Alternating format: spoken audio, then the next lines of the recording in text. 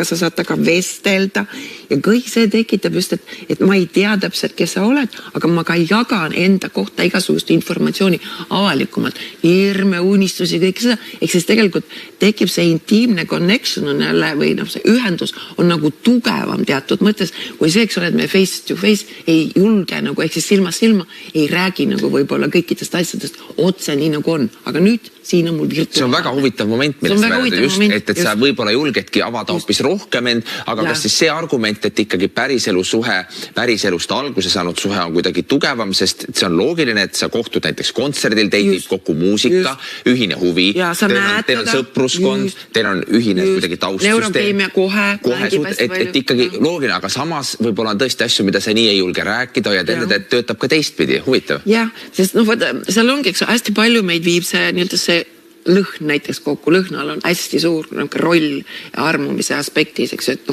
armud ära sellesse lõhna ja pärast lähed lahku, sest sa enam ei talu tema lõhna. No, niimoodi on tegelikult, eks. Ja võt siin ongi, eks, kui ma päriselus, siis ma seda ju tunnen kõike.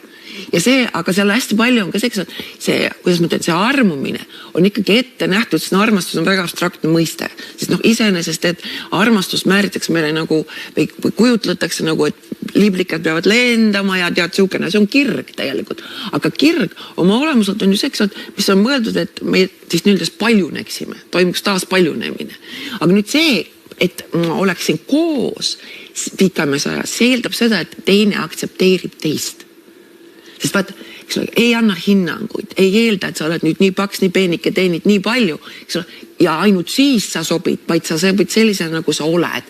Ja võt see on tegelikult see hea tunne, vaata, mis me tunneme, et ütleme, lapsed, väiksed lapsed aktsepteerivad, koduloomad, vanad sõbrad näiteks, kui sa saad kokku. Nad võtavad sind sellise, nagu sa oled. Ja nüüd see tõenäosus, et sa leiaksid sellise, on väga väikene kahju.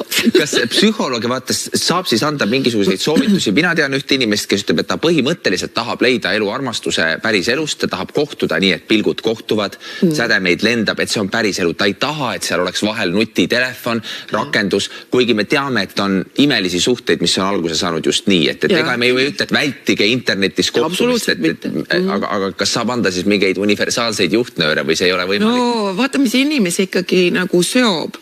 On huvitaval kombel seal nagu kaks aspekti. Üks pool on see kannatused, ehk siis mida rohkem kannatusi, seda rohkem on sidusust. Sest inimesed ei lähe ju lahku mitte sellepärast, et on suured probleemid, vaid sellepärast, et pisiasjad iga päev korduvad, mis kogu aeg tekitab negatiivset pinget. Eks. Ja teine pool on see, et ühised huvid, vaata, asjad, kus me mõlemad tunneme nagu rahulolu ja head enesetunnet.